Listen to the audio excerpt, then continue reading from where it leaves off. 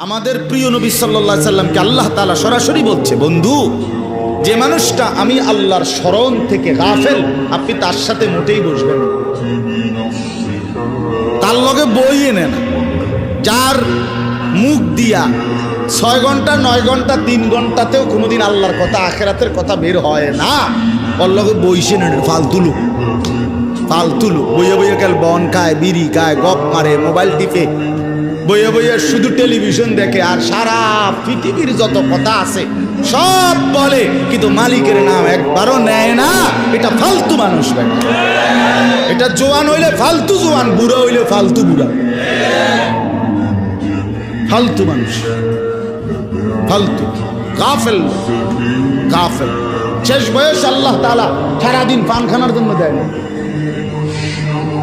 আল্লাহ তাআলা বুঝি আপনার বয়স বৃদ্ধকালটা দিছে বইয়ে বইয়ে কাল ফান খাইতেন। হ্যাঁ, আল্লাহ তাআলা বুঝি আপনার শেষ বয়স দিছে সাদওয়ানে বইয়ে গপ পারতেন বিল্লাহ।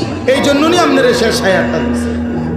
শেষবারের মতো মানুষ পরীক্ষায় 3 ঘন্টা যে পরীক্ষা দেয়, প্রথম 2 ঘন্টায় যে দূর লেখে, শেষের 1 ঘন্টায় যেই কোনো ছেলে মেয়ের জিজ্ঞাসা করে দেখেন, শেষের 20 মিনিট, শেষের 30 মিনিট, শেষের 40 মিনিট সে আগের 2 ঘন্টার চাইতে বেশি লেখে। কারণ আমার টাইম শেষ, আমার ঘন্টা দিয়ে লাগবে 1 ক্ষণ, আমার খাতা টাইম নিয়ে যাবে গা, আমার টাইম শেষ টাইম। এই সময় উড়াই এলাই লেখা। ও মায়া বেটা বইয়া বইয়া বন খায়, বিড়ি খায়, বইয়া বইয়া পান খায়, চা খায়, গপ মারে। অথচ কথা তো ছিল শেষ টাইমটা কি, লাস্ট সময় আমার।